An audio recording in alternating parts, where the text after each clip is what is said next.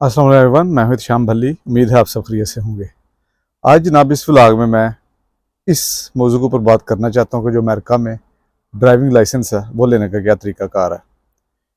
इसमें अब दो कैटेगरीज हैं जिनके ऊपर मैं बात कर रहा हूं।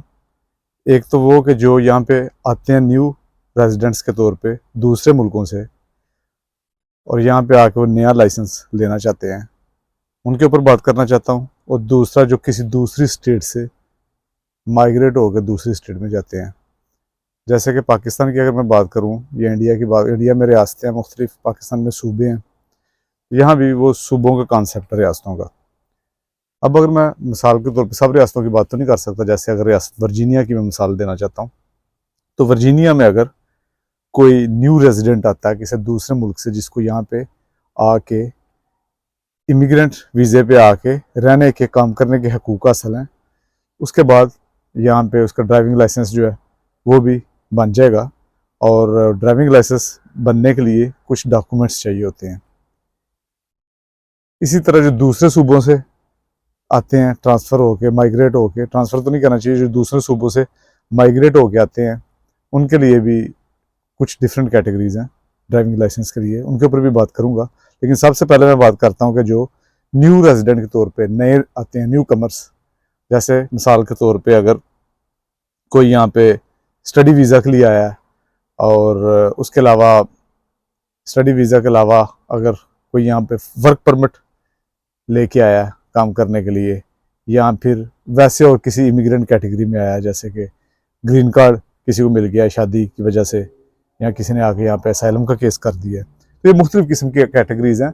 यानी मैं ये बात कर रहा हूँ जो कि विजिट वीज़े के अलावा, क्योंकि विजिट वीज़े पे अमूमन इनके रूल बदलते रहते हैं, लेकिन अमूमन विजिट वीज़े पे लाइसेंस आके लेने की जो सहूलत है वो नहीं होती यहाँ पे किसी भी रियासत का लाइसेंस लेने की। जबकि जो दूसरी कैटेगरीज है अमूमन उनमें लाइसेंस यहाँ पे ले सकते हैं। उसकी वजह ये है कि यहाँ पे लाइसेंस लेने के लिए सबसे पहले यहाँ का एक सोशल सिक्योरिटी नंबर है वो अप्लाई करना होता है नए बंदे ने आके। तो सोशल सिक्योरिटी नंबर जो स्टूडेंट है उसको भी लेने की इजाज़त है, वो भी कर सकता है, क्योंकि उसको काम की इजाज़त भी है साथ पार्ट टाइम, जितने भी यहाँ पे बताई जाती है, परमिशन दी जाती है।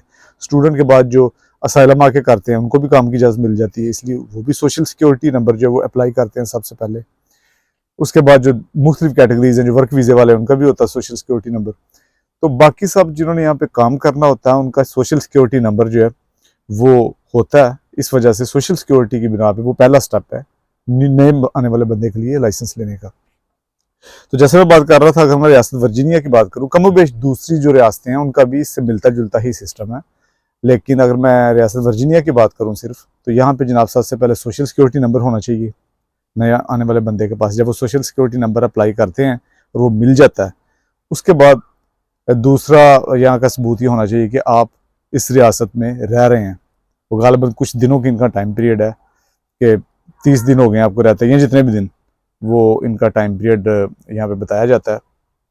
आपको बुनियादी तौर पे ये सबूत देना होता है अपने कोई टेनेंसी का, कोई टेनेंट एग्रीमेंट अगर आप किराएदार के तौर पे रह रहे हैं, या लीज है आपकी कोई उनके साथ, या अगर आपका अपना घर है, आपने घर यहाँ पे ख़रीदा है, तो आपके घर के जो डॉक्यूमेंट्स हैं डीड के वो होने चाहिए आपके पास, मिल्कियत के। इस तरह कोई सबूत होना चाहिए। उसके अलावा कोई बैंक स्टेटमेंट्स होनी चाहिए उसे एड्रेस की, 1 या 2 गालिबन सबूत होते हैं, वो आपको प्रूफ ऑफ एड्रेस के तौर पे चाहिए होते हैं। उसके बाद आपका जनाब यहाँ का जो स्टेटस है, कानूनी स्टेटस, वो होना चाहिए। आपका जो वीज़ा है वो होना चाहिए, आप किस वीज़े पे हैं यहाँ पे। और ये चंद एक जो है ना वो डॉक्यूमेंट जो ज़्यादा अहम है यहाँ पे समझे जाते हैं ड्राइविंग लाइसेंस अप्लाई करने से पहले, ये आपके पास होने चाहिए। उसके बाद इनका एक होता है लर्नर परमिट।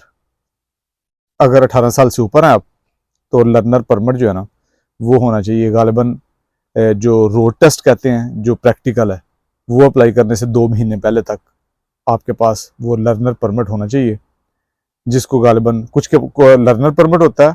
और अगर आपका किसी और मुल्क का लाइसेंस है, जैसे मुझे नहीं पता पाकिस्तान का क्या सिचुएशन है, लेकिन अगर यूरोप के किसी मुल्क का लाइसेंस है, कनाडा का भी मुझे नहीं आइडिया, लेकिन यूरोप का, ऑस्ट्रेलिया का, इस तरह उस तरफ के इन ममालिक में से किसी का अगर आपके पास लाइसेंस है पहले, तो फिर आपको वो लर्नर परमिट है उसकी ज़रूरत नहीं पड़ती।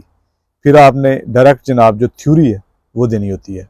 थ्योरी एग्ज़ाम आप देते हैं, वो एक किताब मिल जाती है, उसी किताब में से क्वेश्चन आते हैं, क्वेश्चन आंसर।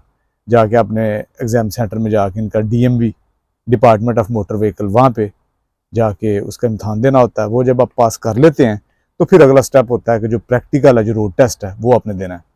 तो यहाँ पे उसके लिए कोई किसी किस्म की जो वो इतनी सख्ती नहीं है कि आपके लिए सीखना ज़रूरी है किसी इंस्ट्रक्टर से।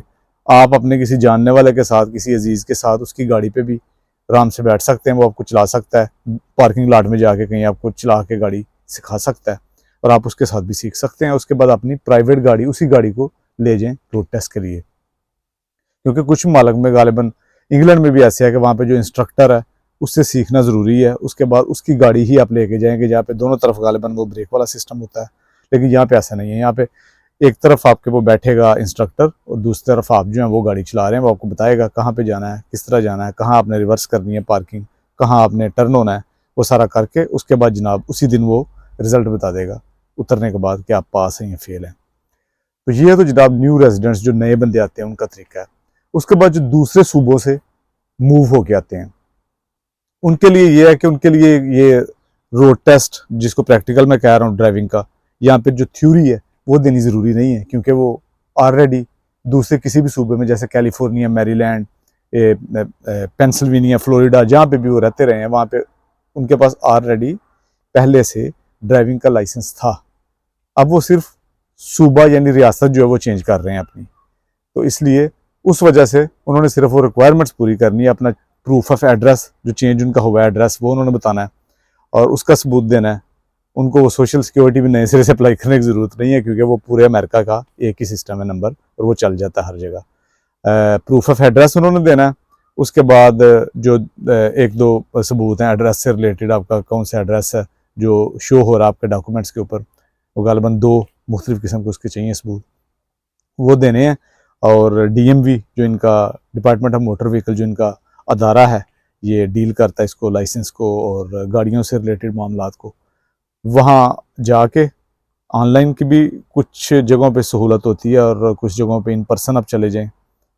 वहाँ पे जाके तो गाड़ी की जो रजिस्ट्रेशन वगैरह या उसके लाइसेंस का सारा जो वो प्रोसेस है, वो उसकी फ़ीस वगैरह होती है चेंज करने की, वो देनी है और अपना सारा वो उनको डॉक्यूमेंट्स जमा कराने हैं। उसके बाद आपको जनाब वो गालिबन टेम्परेरी तौर पे कोई दे देते हैं आपका प्रूफ। अदरवाइज़ जो दूसरा लाइसेंस है वही उतनी देर तक चलता रहता है और आपको जो नया लाइसेंस है वो कुछ दिनों के बाद बन के आ जाता है आपके मेल में, आपके घर के एड्रेस पे। तो ये जनाब मतलब सूरत हाल है यहाँ पे ड्राइविंग लाइसेंस लेने की। इस तरह ये जो 18 साल से ऊपर है उनका मैंने बताया, जो 18 साल से नीचे हैं इनका बुनियादी तौर पे 16 साल से जो है ना वो लिमिट स्टार्ट हो जाती है, वो एज 16 साल और 3 महीने के बाद कोई भी शख्स यहाँ पे लाइसेंस अप्लाई कर सकता है ड्राइविंग का, कार का। और जो छोटी गाड़ियाँ, उनका ट्रक की बात नहीं कर रहा। और 16 साल और 18 साल के दरमियान जो हैं उनको अपने जो गार्डियन उनका या उनके जो वालिदैन हैं उनकी भी इजाज़त दरकार होती है रिटन, कि हमारी तरफ से इसको इजाज़त है, ये लाइसेंस ले सकता है। उसके अलावा उसने वो जो लर्नर परमिट है गालिबन वो भी अप्लाई करना होता है। ये उसके लिए थोड़ी सी एक अजाफी जो है ना इन्होंने इसके अंदर कैटेगरी में डाली है बात, ताकि उसके जो वालिदैन है, क्योंकि वो उनकी कस्टडी में समझा जाता है और उनको भी इस चीज़ का पता हो कि हमारा बच्चा जो वो लाइसेंस अप्लाई कर रहा है, ये ना हो कि चुप करके जाकर लाइसेंस अप्लाई कर ले और उस उम्र में, अभी जज्बाती उम्र होती है, इतना पता भी नहीं होता, उसके बाद गाड़ी की ठोक के बैठ जाए। तो इसलिए उनकी जो परमिशन है वो ज़रूरी है, उसके बगैर लाइसेंस नहीं मिलता 16 से 18 साल के दरमियान जो बच्चा है उसको। तो ये जनाब मुख्तसर तौर पर मैंने बताने की कोशिश की है बल्कि, कि लाइसेंस लेने का यहाँ पे क्या तरीका है अमेरिका में आके, और कम व बेश जो मुख्तलिफ रियासतें उनका तरीका मिलता जुलता ही है जो मैंने बताया वर्जीनिया के लिहाज से। आज के व्लॉग में बस इतना ही। इंशाल्लाह अगले व्लॉग में किसी और मौजू पे बात होगी। तब तक के लिए इजाज़त दीजिए। अल्लाह हाफ़िज़।